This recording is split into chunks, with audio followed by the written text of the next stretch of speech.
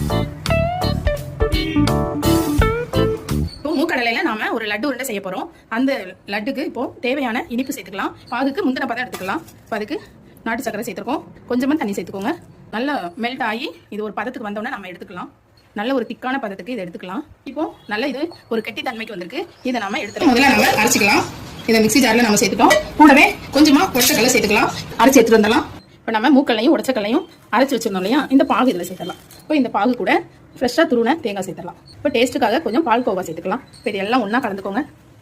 இப்போ இதில் எல்லாமே நம்ம கலந்துட்டோம். இதை இப்போ நம்ம அடுப்பில் வச்சு நல்லா உருண்டை பதத்துக்கு வர்ற வரைக்கும் நல்லா கிளறி விடலாம்.